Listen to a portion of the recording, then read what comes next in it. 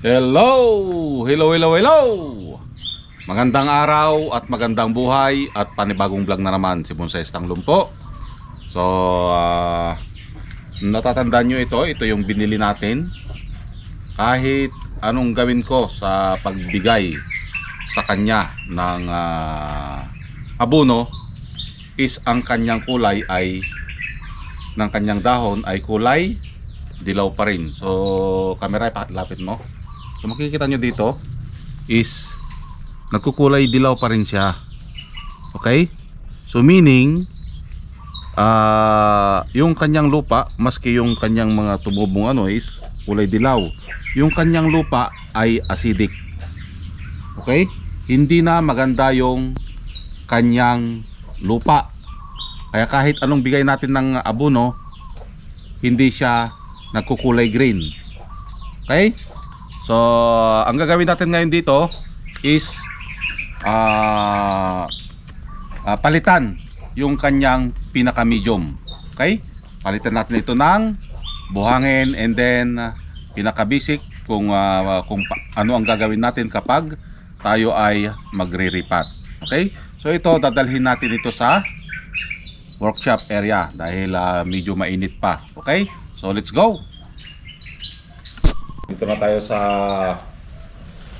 workshop area kung saan ako palaging gumagawa ng mga bonsai. Okay? So, kailangan na nating palitan yung kanyang pinaka-medium. Okay, yung medium, yung pinakalupa niya dahil maaring acidic na ito, hindi na maganda sa ating halamang bonsai. Okay? Kailangan nating i-uproot para mabawasan ng lupa. At the same time, yung kanyang mga ugat ay makita din natin.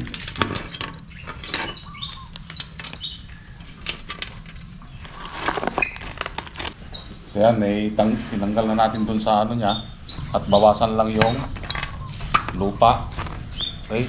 Not 100% na tanggalin natin. So ganito ang ating gagawin kapag tayo ay mag-a-uproot ng isang halaman.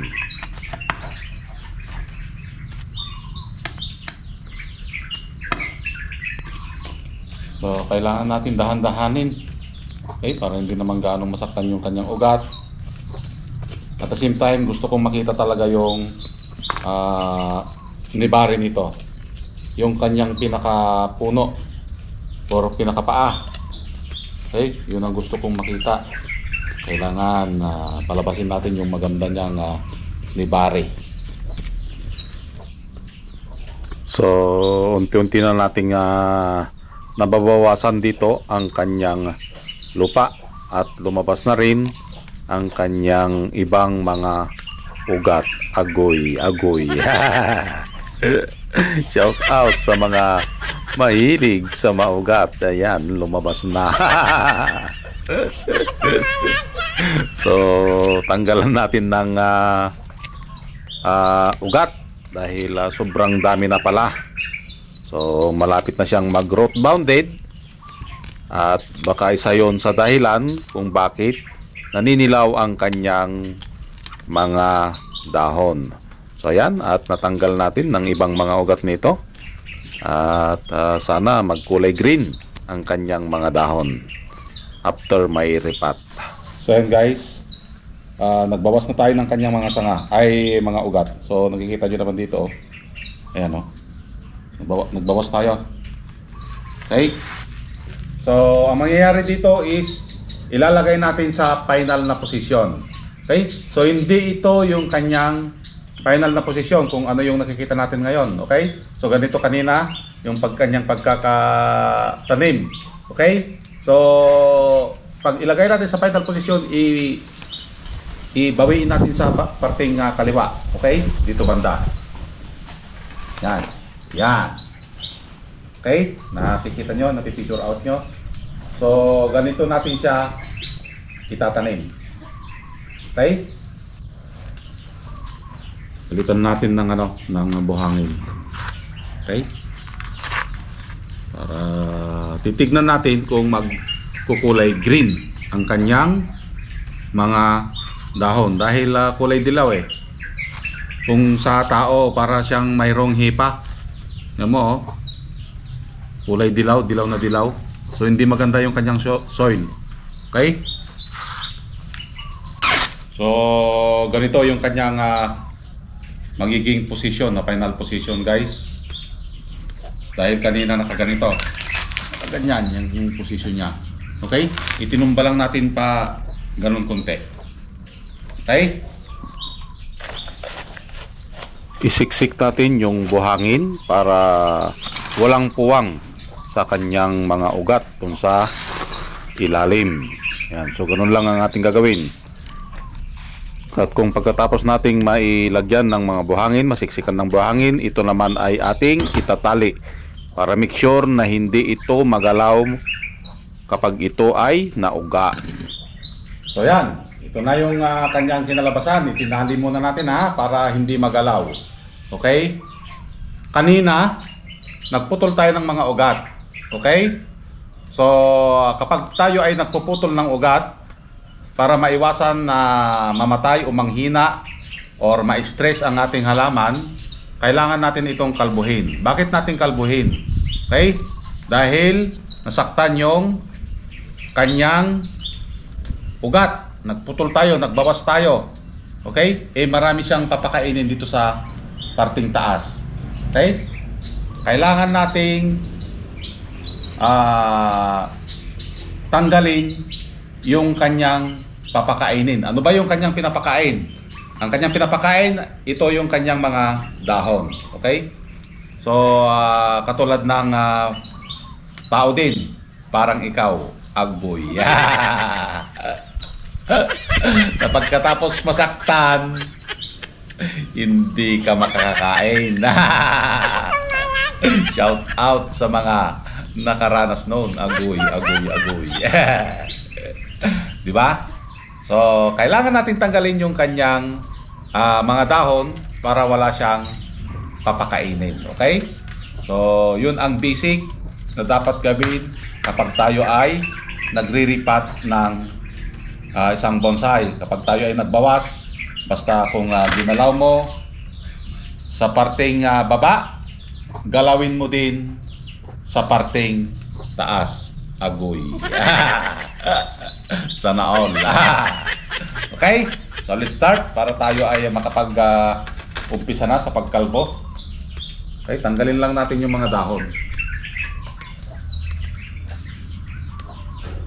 Dahan-dahanin lang natin para hindi tayo mabalian ng sanga. So magpapanabago din ito ng tubo ang ating mga dahon. So titignan natin dito kung magkukulay green.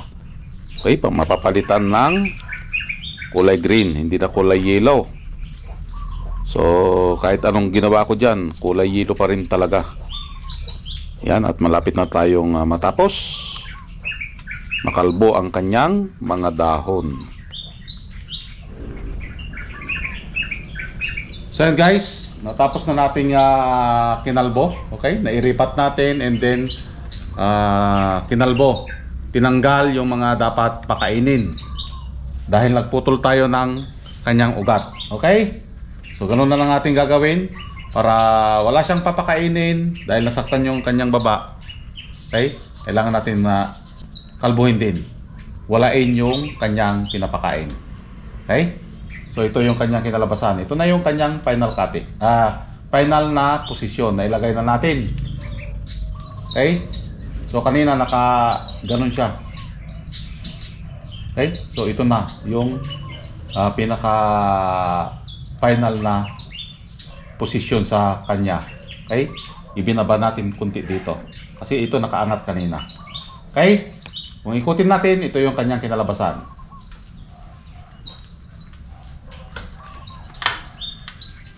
Yan.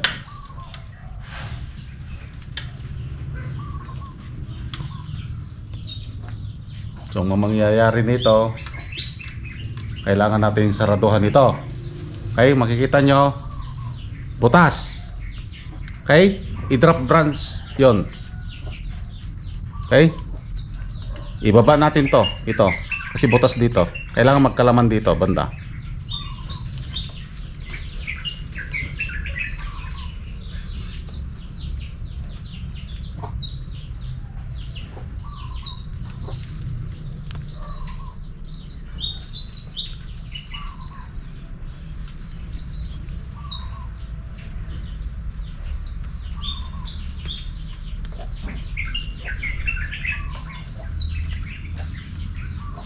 Silipin natin.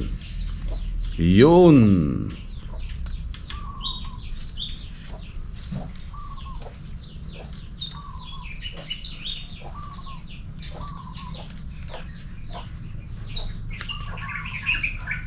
Yan. Yun. So nakita nyo na yung kanyang ano, dapat may masilip doon. Okay? So, ito yung kanyang kinalabasan. Abangan natin ito kung magganito pa rin ba pagtubo ng ugat ay ng kanyang mga dahon, kung kulay yellow pa rin ba. Gusto ko kulay green na. Okay? So, maraming salamat at nakarating tayo sa dulo ng aking video. Hanggang sa muli. Bye-bye.